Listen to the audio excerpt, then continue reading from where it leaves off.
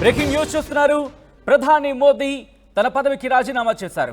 అవును, మీరు విన్నది నేను అన్నది నిజమే. ప్రధాని మోదీ తన పదవికి రాజీనామా చేసిన ఆ ట్వీట్ ని మీరు చూస్తున్నారు. ప్రధాని మోదీ తన రాజీనామాను రాష్ట్రపతి ద్రౌపది ముర్ముకి సమర్పిస్తున్న ఆ ట్వీట్ ని మీరు చూస్తున్నారు. రాష్ట్రపతి ప్రెసిడెంట్ ఆఫ్ ఇండియా ట్వీట్ చేశారు. Prime minister Narendra Modi called on president Droupadi Murmu at Rashtrapati Bhavan అంటూ కూడా మీరు ట్వీట్ చూస్తున్నారు. Prime Minister tendered his resignation along with the Union Council of Ministers. The President accepted the resignation and requested the Prime Minister and the Union Council of Ministers to continue in office till the new government is formed. అంటూ కూడా మీరు ఆ tweet ని చూస్తున్నారు. ప్రధాని నరేంద్ర మోదీ తన పదవికి రాజీనామా చేస్తున్న బ్రేకింగ్ న్యూస్ చూస్తున్నారు. ప్రధాని నరేంద్ర మోదీ ప్రెసిడెంట్ ద్రౌపది ముర్ముని కలిసి తన రాజీనామా లేఖను అందించారు. రాష్ట్రపతి భవన్కు వెళ్లారు. తన రాజీనామా లేఖను సమర్పించిన విజువల్స్ మీరు చూస్తున్నారు. దానికి సంబంధించి కొత్త ప్రభుత్వాన్ని ఏర్పాటు చేసేందుకు వీలుగా ప్రధాని తన పదవికి రాజీనామా చేశారా అంటే అవుననే మాట వినిపిస్తోంది.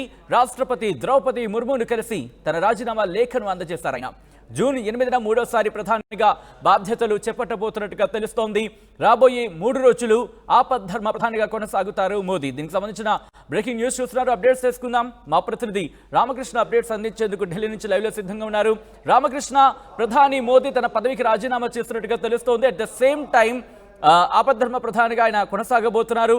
దాంతోపాటు ఇక్కడ భేటీ కూడా జరుగుతున్న నేపథ్యంలో ఓవరాల్ గా అప్డేట్ ఏంటి? ప్రధానమంత్రి నరేంద్ర మోడీ తన పదవికి రాజీనామా చేశారు. కొద్దిసేపటి క్రితమే ఆయన రాష్ట్రపతి ద్రౌపది ముర్మును కలిసి తన రాజీనామా లేఖను అందజేశారు. మరి ఆయనతో పాటు ఆయన కేబినెట్ ఈ రోజు ఉదయాన్నే 11 గంటలకు కేబినెట్ సమావేశం జరిగింది. కేబినెట్ సమావేశంలో కీలకమైన అంశాలపై చర్చించిన తర్వాత కొద్దిసేపటి క్రితమే ప్రధానమంత్రి రాష్ట్రపతి భవన్ కి వెళ్లారు. ద్రౌపది ముర్మును కలిసి తన రాజీనామా లేఖను అందజేశారు. కొత్త ప్రభుత్వం ఏర్పాటు చేయడానికి అనుకూలంగా మోడీ తన పదవికి రాజీనామా చేయడం జరిగింది. ఎన్డీఏలో దాదాపుగా 290 సీట్లను గెలిచినప్పటికీ కూడా కేవలం బీజేపీ 240 సీట్లు మాత్రమే గెలుపొందింది. మరి ఈ నేపథ్యంలో ఇక ఈ రోజు ఎన్డీఏ కూటమి సమావేశం జరుగుతోంది. ఎన్డీఏ కూటమి సమావేశంలో కీలకమైన నిర్ణయాలు తీసుకోబోతున్నారు.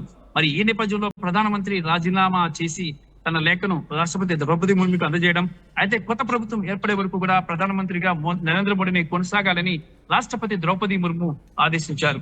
ఈ నేపథ్యంలో ఆయన ఆపద్ధర్మ ప్రధానిగా కొనసాగనున్నారు. ఆపద్ధర్మ ప్రధానిగా ఆయన కొత్త ప్రభుత్వం ఏర్పడే వరకు కూడా ఆయన కొనసాగుతారని సమాచారం.